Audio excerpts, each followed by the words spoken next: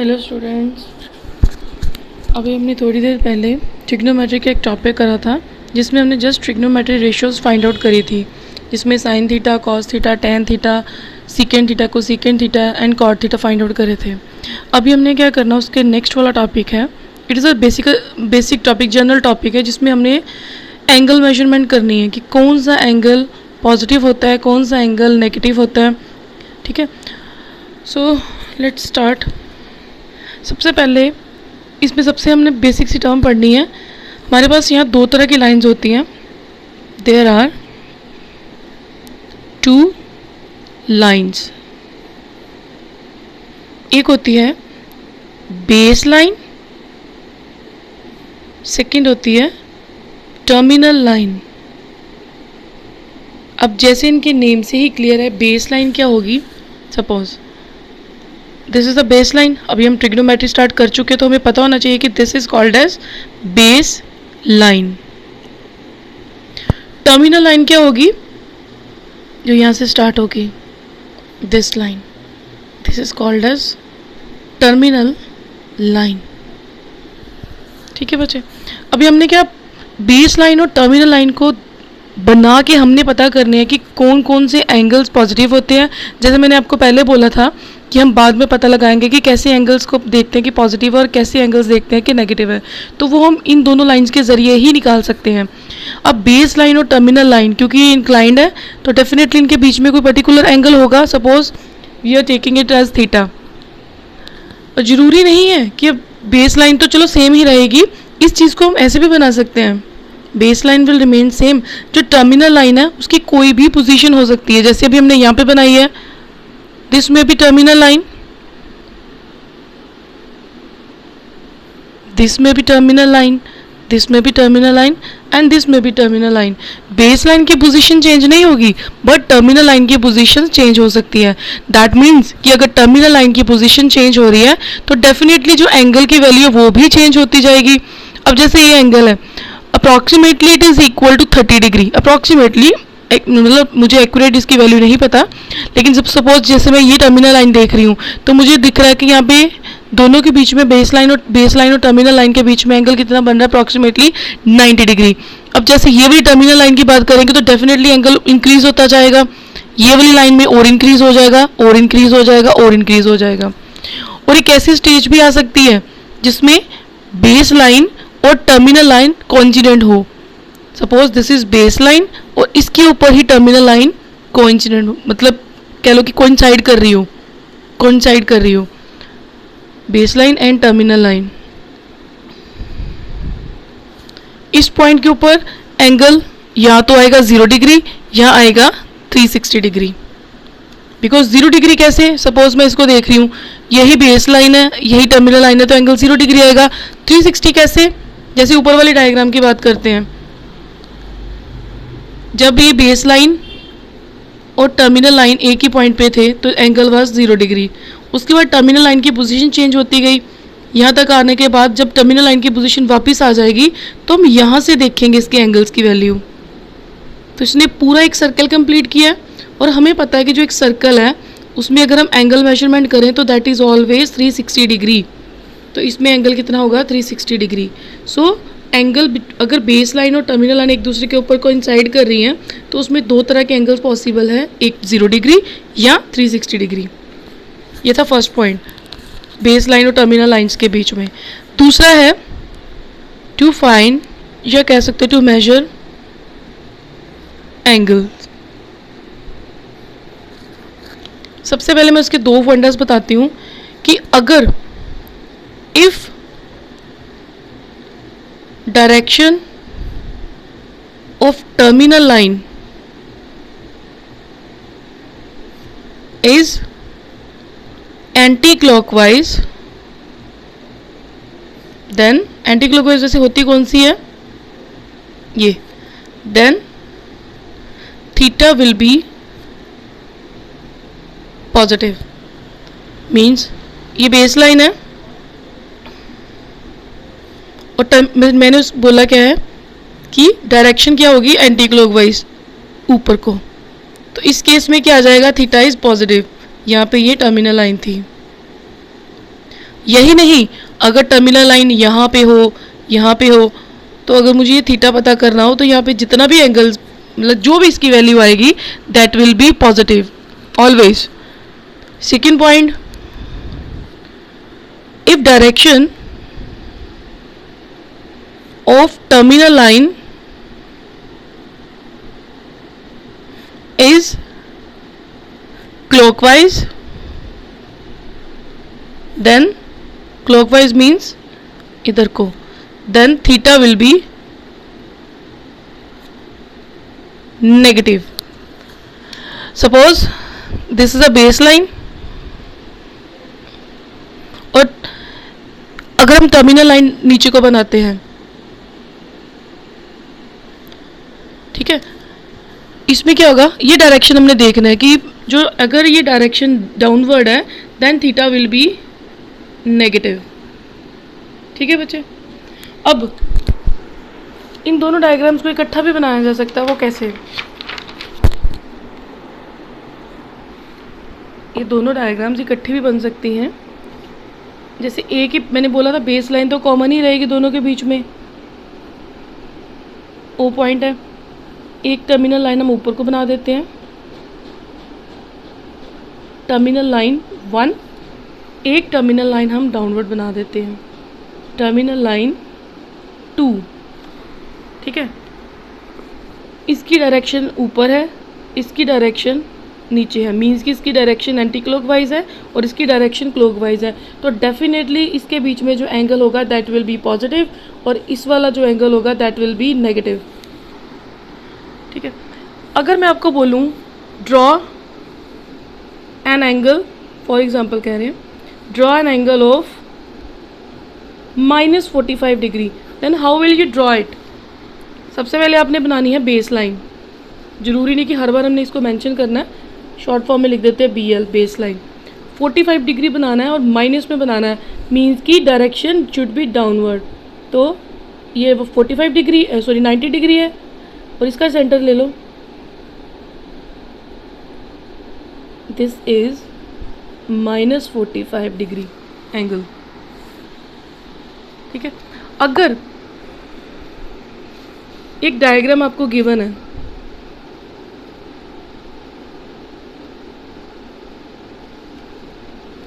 एक diagram given है जिसमें ये बेस लाइन है, ये टर्मिनल लाइन है, आपको ये वाला एंगल पूछा हुआ है और ये वाला एंगल दोनों पूछे हुए हैं, तो आप उसको कैसे फाइंड आउट करोगे? सबसे पहले तो हमें पता होना चाहिए कि ये एंगल कितना है, 90 डिग्री का. ठीक है. और पूरे कंप्लीट सर्कल का एंगल कितना होता है, 360 डिग्री. और ये 90 डिग्री, क्योंकि ध्यान से देखो इसकी डायरेक्शन डाउनवर्ड है. ये सॉरी, इस डायरेक्शन में मेंशन करना भूल गई थी. ये डायरेक्शन है और ये इसकी डायरेक्शन है, तो ये डाउनवर्ड डायरेक्शन है. दैट मीन्स कि ये एंगल जो भी होगा वो होगा माइनस में. तो टोटल एंगल जो कंप्लीट सर्कल का एंगल होता है दैट इज़ 360 डिग्री. उसमें से ये माइनस निकाल दो 90 डिग्री, तो क्या बन जाएगा 270 डिग्री. मीन्स कि यहाँ पे जो एंगल आएगा दैट विल बी +270 डिग्री, और यहाँ पे जो एंगल आएगा दैट विल बी -90 डिग्री. अगर आपको कोई फाइंड आउट करने को बोले तो ये आ गया बेस लाइन और टर्मिनल लाइन के बीच में एंगल्स कैसे फाइंड आउट करते हैं, कौन सा एंगल पॉजिटिव होता है, कौन सा एंगल नेगेटिव होता है.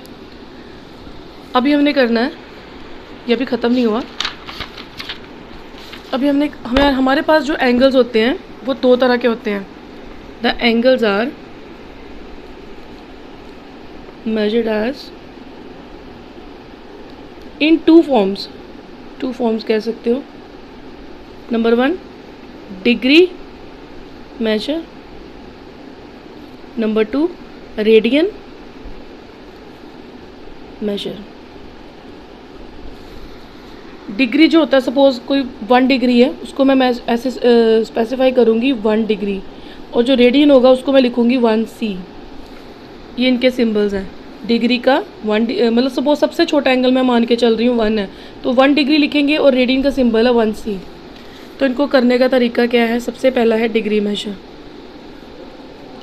This is the main point, degree measure. ठीक है.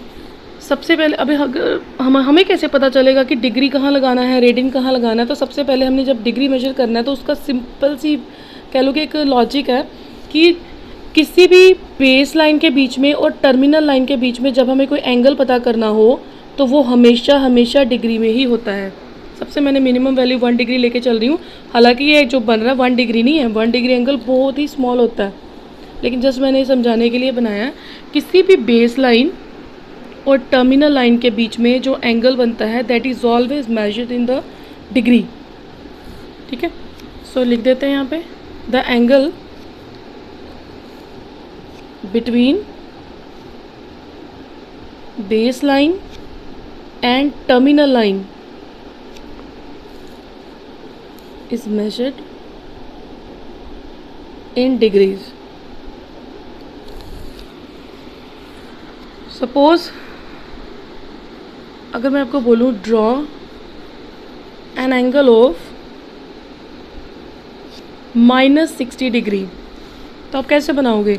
हमें इतना तो पता है कि डिग्री है तो फिलहाल एक बेस लाइन बनेगी, एक टर्मिनल लाइन बनेगी, क्योंकि माइनस है तो पहले जब भी आपने कुछ ऐसा बनाना हो तो 0 डिग्री और 90 डिग्री वाला ले लिया करो। ये बेस लाइन है आपकी and this is terminal line, number 1 दे लेते हैं। हमें चाहिए 60 डिग्री, वो इसके करीब होगा, यह आ जाएगा टर्मिनल लाइन 2, और क्योंकि माइनस में है तो डायरेक्शन विल बी डाउनवर्ड, तो यह आ जाएगा -60 डिग्री। जो एंगल होगा वो बेस लाइन के साथ बनेगा, ना कि टर्मिनल लाइन के साथ। ये आप ध्यान रखना, बेस लाइन के साथ आपने एंगल बनाना, कोई भी जो बनाना होगा। अगर आप ये बनाओगे तो वो हमारा गलत होगा। हमने जो भी एंगल बनाना बेस लाइन को टच करके बनाना है। तो ये -60 डिग्री का एंगल हो गया। अगर चलो ये भी हो गया हमारा, चलो इसको इतना काफ़ी है वैसे। दूसरा हम कर लेते हैं रेडियन वाला। Second point is radian major. ये थोड़ा सा डिफरेंट है। अब रेडियन के लिए क्या करना पड़ेगा, हमें कोई सर्कल ड्रॉ करना पड़ेगा। इसमें लाइंस नहीं है, इसमें एक सर्कल है। हमें इतना पता होना चाहिए कि एक जो सर्कल है उसमें जो एंगल होता है थीटा वो हमेशा 360 डिग्री में होता है, ये हमें पता होना चाहिए बस। तो सबसे पहले एक सर्कल है, ये सर्कल का सेंटर होता है, ये सर्कल का रेडियस होता है। हम जिस सपोज करो हम इसका रेडियस ले लेते हैं, let r is equal to 1 unit. Mostly आप बोलोगे कि रेडियस तो सेंटीमीटर मीटर्स में होता है, ये यूनिट क्या होता है? तो यूनिट मीन्स कि कोई छोटी से छोटी, आप मतलब यूनिट जैसे हम पढ़ चुके हैं SI CGS, तो आप इसको क्या लिख सकते हो, 1 सेंटीमीटर भी लिख सकते हो, 1 मीटर भी लिख सकते हो, 1 किलोमीटर भी लिख सकते हो। मीन्स कि आपने किसी भी इनमें से किसी भी यूनिट का रेडियस ड्रॉ करना है। तो मेक श्योर कि जितने सेंटीमीटर या जितने यूनिट का आपने रेडियस ड्रॉ किया है उतने ही सेंटीमीटर की यहाँ पे एक आर्क भी ड्रॉ करनी है। अगर ये 1 सेंटीमीटर है तो this arc should the length of the arc should be 1 centimetre, means L should be 1 centimetre. ठीक है, अगर हमारा R 1 सेंटीमीटर है तो L should be 1 centimetre, this arc, length of the arc. अब रेडियन कहाँ गया? तो रेडियन क्या होगा? ओके, तो कहते जो हमने आर्क ड्रॉ की है उस आर्क को अगर हम सेंटर से मेजर करेंगे तो वो क्या बनेगा, 1 रेडियन। ओके, जो लेंथ ऑफ द आर्क है उसको हमने सेंटर से मेजर करना है and it will be 1 radian. अब 1 रेडियन कैसे बना लिया मैंने, क्योंकि देखो हमारे पास एंगल का फॉर्मूला क्या होता है, थीटा का फॉर्मूला क्या होता है, आर्क नहीं, length of arc divided by radius. अब लेंथ मैंने कितनी ली है, 1 सेंटीमीटर, रेडियस भी कितना लिया, 1 centimetre, so it will be 1, और साथ में क्या आ जाएगा, रेडियन। क्योंकि मैंने पहले बोला था कि सर्कल में जो बनेगा angle that will be radian. ठीक है, लेंथ ऑफ आर्क और सेंटर से जो भी एंगल बनेगा that will be radian, not a degree. अगर यही डायग्राम है, जैसे यार मैंने यहाँ पे 1 सेंटीमीटर लिया था, अगर मैं इसकी जगह ले लूँ, मतलब मैंने आपको सिर्फ ये बताना चाहती हूँ कि 1 रेडियन ही कैसे आ जाता है जो थीटा की वैल्यू। अगर मैं R ले लेती हूँ 5 सेंटीमीटर, मीन्स कि मैं एक सर्कल ड्रॉ करती हूँ जिसका रेडियस मैं बना रही हूँ 5 सेंटीमीटर, तो ऑब्वियस है कि मुझे जो आर्क, लेंथ ऑफ आर्क है वो भी 5 सेंटीमीटर की ही ड्रॉ करनी पड़ेगी। ये जो लेंथ है L that will also be 5 centimetre. तो हम क्या करेंगे, इसके जो 2 पॉइंट्स हैं A पॉइंट और B पॉइंट, इन दोनों को सेंटर से मेजर करेंगे और इन दोनों के बीच में जो एंगल आएगा वो हमने पता करना है थीटा। वो क्या होगा? Theta is equal to length of arc L upon radius R. Length of arc कितनी मैंने ड्रॉ करी है? 5 सेंटीमीटर, और रेडियस भी मैंने कितना ड्रा करा है? 5 centimetre. So it will be 1, क्योंकि मैंने बोला था रेडियन है तो ये आएगा 1c, ये आ जाएगा रेडियंस की वैल्यू। तो बेसिक फॉर्मूला हमारा यहाँ पे यूज़ होगा एंगल का, theta is equal to L by R. उसके बाद है रिलेशन बिटवीन